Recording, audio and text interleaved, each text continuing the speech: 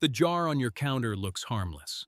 Smooth surface, tan contents, a label that probably features a cartoon peanut or a rustic field.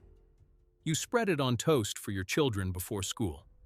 You scoop it into smoothies.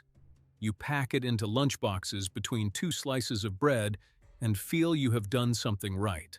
But tonight, breaking investigative analysis of nut butter samples tested against FDA tolerance levels and independent laboratory findings is raising urgent concern about 9 major nut butter brands currently stocked across American supermarkets.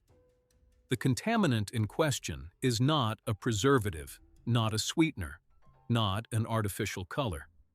It is a group of naturally occurring mold toxins called aflatoxins, produced by aspergillus fungi that colonize peanuts, tree nuts, and grains under certain storage and humidity conditions. The FDA sets an action level of 20 parts per billion for total aflatoxins in human food. The WHO and the International Agency for Research on Cancer have classified aflatoxin B1 as a Group 1 human carcinogen based on substantial evidence linking chronic exposure to liver disease and hepatocellular carcinoma in populations with significant dietary exposure. This investigation examines which brands have been flagged in consumer advocacy testing, what the science actually says, and what your family needs to understand before the next spoonful leaves that jar. The regulatory and scientific context for this topic is substantial and demands careful presentation. The FDA has monitored aflatoxin contamination in peanut products since the 1960s, following the recognition of aflatoxin as a potent hepatotoxin in livestock feed incidents in the United Kingdom. The agency's current action level of 20 parts per billion for total aflatoxins represents a regulatory threshold above which products may be subject to enforcement action, but it does not represent a safety threshold below which exposure is considered zero risk. The International Agency for Research on Cancer has extensively documented aflatoxin B1 as one of the most potent naturally occurring carcinogens known, with particularly strong evidence linking chronic exposure to primary liver cancer in regions of Africa and Asia, where dietary exposure is routinely elevated. The USDA operates grain and nut inspection programs designed to identify contaminated lots before they enter the food supply. A 2023 review in the journal Food Control examined aflatoxin contamination in commercial nut butters and reported that while most products tested in regulated markets fell below FDA action levels, detectable aflatoxin was present in a meaningful percentage of samples, with some batches approaching or exceeding regulatory thresholds. The WHO, in its 2018 guidance on aflatoxin control, emphasized that cumulative lifetime exposure, even at levels below individual regulatory thresholds, may contribute to long-term health concerns. This is the framework within which 9 specific nut butter brands warrant consumer attention. The first brand under scrutiny is the widely distributed, natural peanut butter sold in plastic jars across major grocery chains. Independent laboratory testing cited by consumer advocacy organizations has reported detectable aflatoxin levels in multiple batches over recent years, though levels reported in tested samples have generally remained below the FDA action level. The concern is not that any single spoonful poses acute danger. The concern is cumulative exposure across thousands of servings over a lifetime, particularly for children who consume peanut butter several times per week as a staple protein source. Peanuts are particularly vulnerable to aflatoxin contamination because they are legumes that grow underground in soil where aspergillus fungi naturally reside, and post-harvest storage under humid conditions can promote mold growth before processing. The second brand is a well-known creamy peanut butter marketed as the choice mother's pick. Despite aggressive manufacturing quality controls, peanut butter from mass production lines draws from thousands of tons of peanuts sourced across multiple growing regions. And batch variability is an inherent feature of the supply chain. Independent testing has at times reported measurable aflatoxin in samples, reinforcing the importance of source transparency in consumer nut butter selection. Brand 3 is the organic peanut butter positioned in the health food aisle, the one with the simple ingredient list of peanuts and salt. Organic certification governs the absence of synthetic pesticides and certain processing standards, but does not inherently reduce aflatoxin risk. In fact, some research suggests that organic peanuts, grown without synthetic fungicides, may, under certain storage conditions, be at equal or slightly elevated risk of fungal contamination if post-harvest handling is not carefully managed. This is not an indictment of organic agriculture. It is a reminder that organic is not synonymous with zero contamination, and the consumer expectation that the premium price guarantees a perfectly clean product may not always match laboratory reality. The fourth brand is the almond butter sold in glass jars at premium pricing. Almonds, like peanuts, are susceptible to aspergillus colonization under humid storage conditions, though the overall aflatoxin risk profile for almonds is generally considered lower than for peanuts. Still, consumer advocacy testing has reported detectable aflatoxin in some almond butter samples, and the smooth roasting processes common to almond butter production do not eliminate aflatoxins, which are thermally stable compounds that survive cooking temperatures used in conventional nut butter manufacturing. Brand 5 is the cashew butter marketed as a versatile alternative for those with peanut concerns.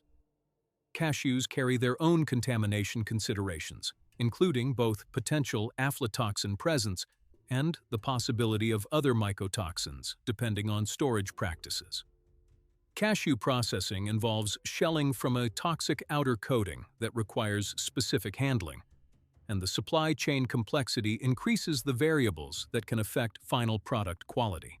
The sixth brand is the multi-nut butter blend that combines peanuts, almonds, cashews, and other tree nuts in a single jar. The blend approach can be appealing for flavor complexity, but compounds the sourcing variables and multiplies the potential contamination pathways. A batch contaminated in any one component may deliver aflatoxin exposure, even when the other components are clean. The seventh brand is the chocolate peanut butter spread, marketed to children, the one positioned as a healthier alternative to traditional chocolate spreads. The marketing emphasizes protein content and reduced sugar compared to competitors. Independent testing of nut-based chocolate spreads has at times reported detectable aflatoxin, and the child-focused marketing raises additional concerns, given that research suggests children may be more susceptible to aflatoxin-related effects due to lower body weight per dose and developing hepatic detoxification systems. Brand 8 is the powdered peanut butter increasingly popular in fitness communities for its reduced fat content. Powdered peanut butter is produced by pressing oil from roasted peanuts and grinding the remaining solids into a fine powder. This processing concentrates certain compounds, and the aflatoxin question in powdered forms depends heavily on the quality of the incoming peanut stock and processing conditions. Some manufacturers implement rigorous aflatoxin testing at multiple points in production. Others rely on supplier certifications that may not capture every batch. The ninth brand is the peanut butter marketed specifically for athletic performance, the one with added protein isolates and functional ingredients. The processed nature of these performance nut butters introduces additional supply chain layers where quality control must be exercised, and the aflatoxin question persists, regardless of the presence of added ingredients. Consumers paying premium prices for performance positioning often assume a corresponding quality premium in contaminant testing. But this assumption is not always warranted.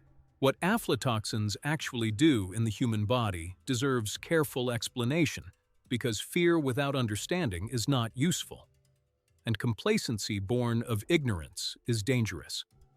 Aflatoxin B1, the most potent member of the aflatoxin family, is metabolized primarily in the liver by cytochrome P450 enzymes into a reactive intermediate that can bind to DNA, potentially forming adducts that research suggests may initiate mutations associated with hepatocellular carcinoma.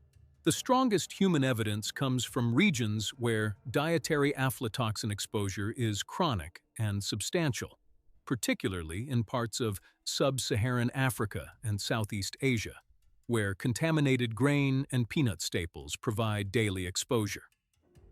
In regulated markets like the United States, average dietary exposure is considerably lower, and epidemiological studies suggest that liver cancer risk from aflatoxin at typical exposure levels is not directly comparable to heavily exposed populations.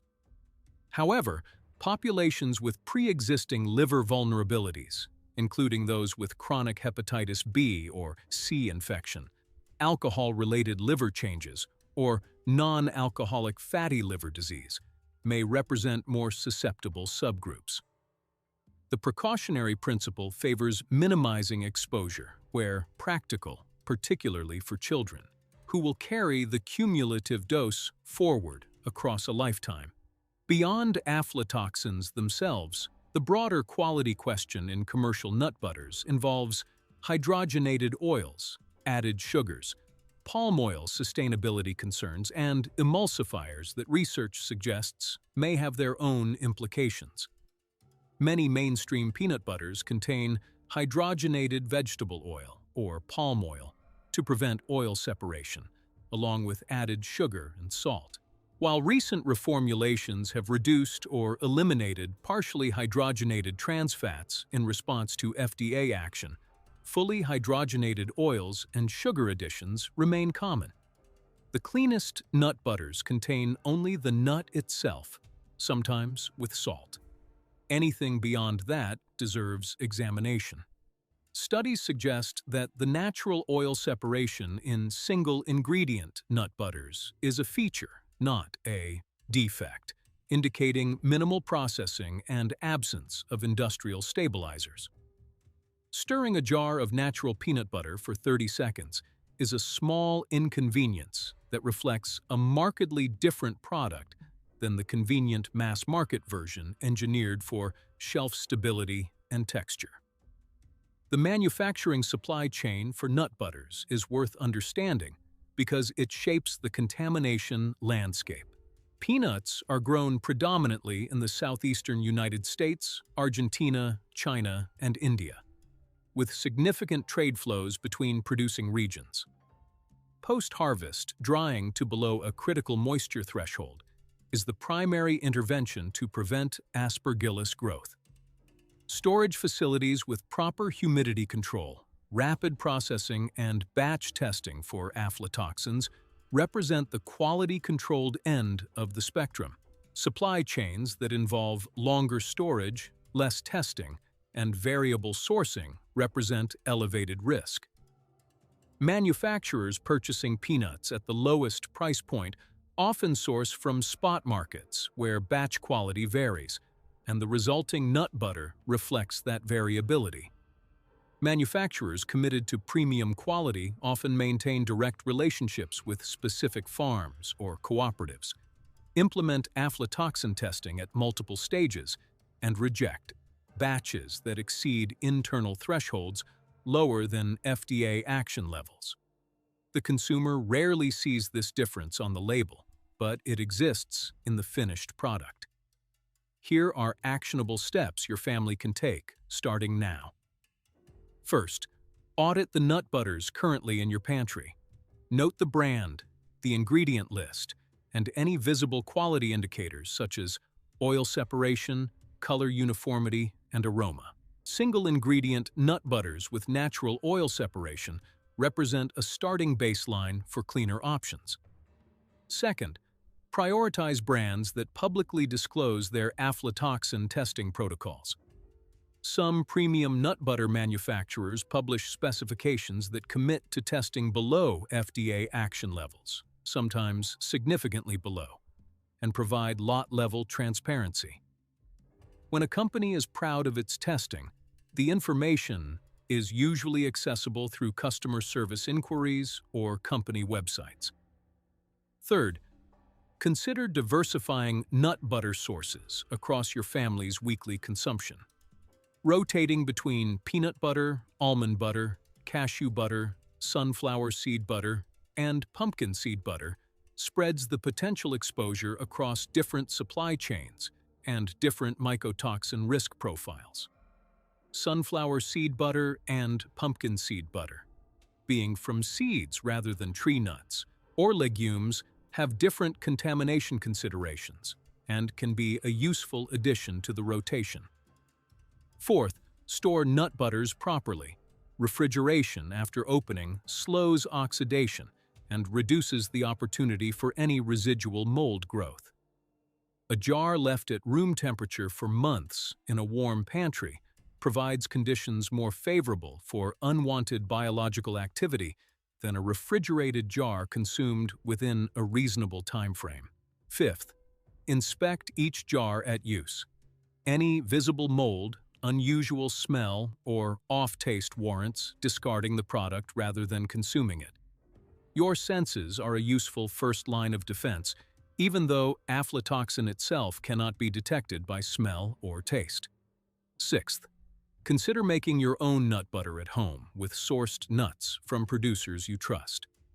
A food processor, a pound of roasted peanuts or almonds, and a pinch of salt produce a simple nut butter in under 10 minutes at lower cost per ounce than premium commercial brands.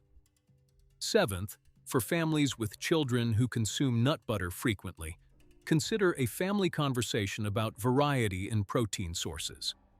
A child who eats peanut butter daily may benefit from substituting